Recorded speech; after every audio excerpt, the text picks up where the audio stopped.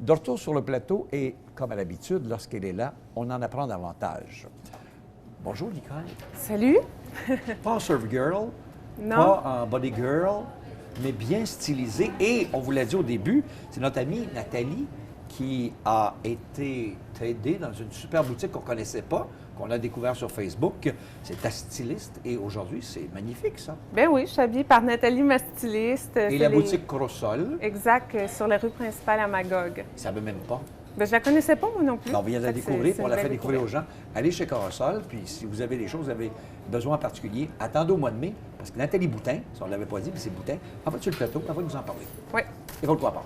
Ben oui. Prochain coup, ça va être en mauve, On ne sait pas. en rouge. On ne sait C'est pas. la styliste qui va le dire. On ne sait pas, on verra. On va commencer à lui demander. Ça, on va garder le d'habiller. suspense. Elle devrait habiller l'animateur aussi. Bon, ceci étant dit, qu'est-ce que la Kundalini?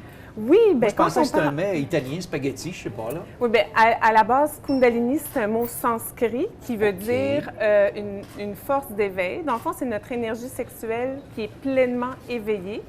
Quand on parle de Kundalini, on va parler de l'énergie sexuelle qui est une force d'éveil pour notre corps, pour notre conscience, mais pour nous permettre de nous réaliser dans la vie de tous les jours. Voilà.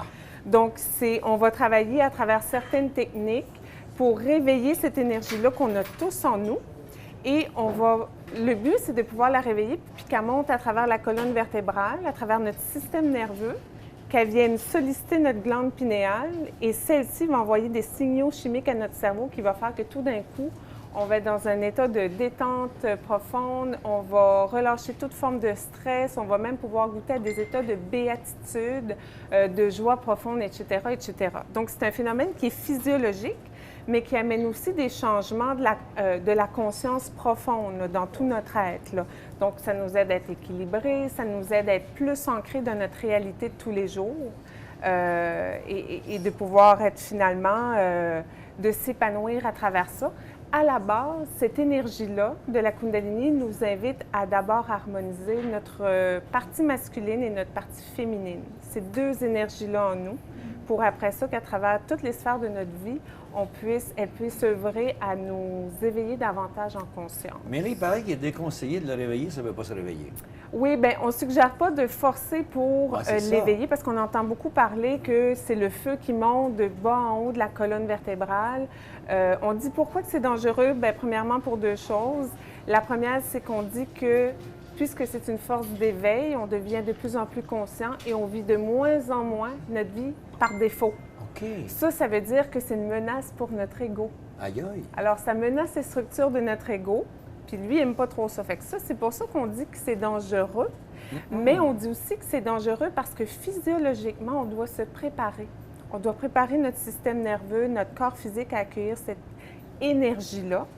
Il existe plusieurs choses, de la littérature aussi là-dessus.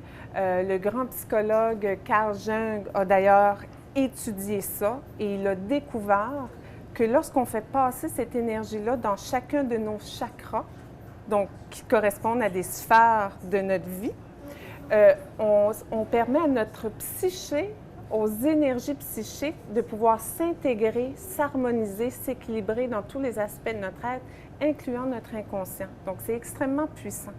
Et c'est pour ça que le but, c'est pas de la faire monter rapidement. Au contraire, c'est premièrement, d'être bien encadré dans ça. Puis deuxièmement, de pouvoir y aller progressivement pour laisser la conscience faire son œuvre dans notre corps, dans notre esprit, dans notre âme, puis dans les différentes sphères de notre psyché, finalement. Et pourquoi choisir de l'éveiller? Ça sert-tu à quelque chose? Ben oui, il y a vraiment de multiples bienfaits. C'est sûr qu'au niveau physique, au niveau de la santé, notre vitalité va être amplifiée.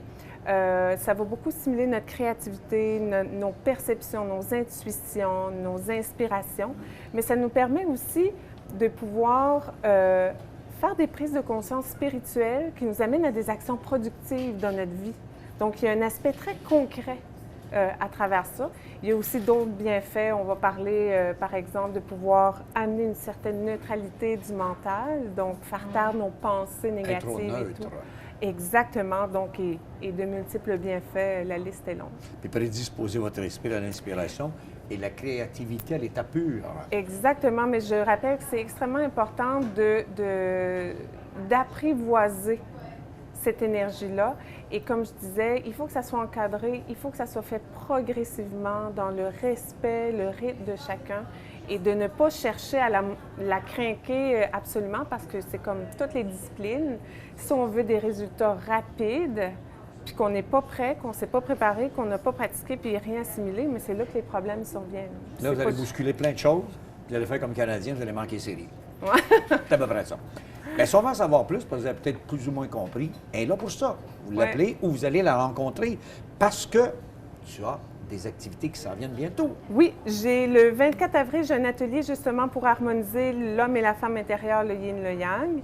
J'ai aussi un atelier pour les femmes, justement Kundalini, l'éveil de l'énergie sexuelle féminine. Le 15 et le 22 mai. 15-22, exact. Puis j'ai une conférence qui ne sera pas dans la région ici, mais À Ville-Mercier. À Mercier, oui.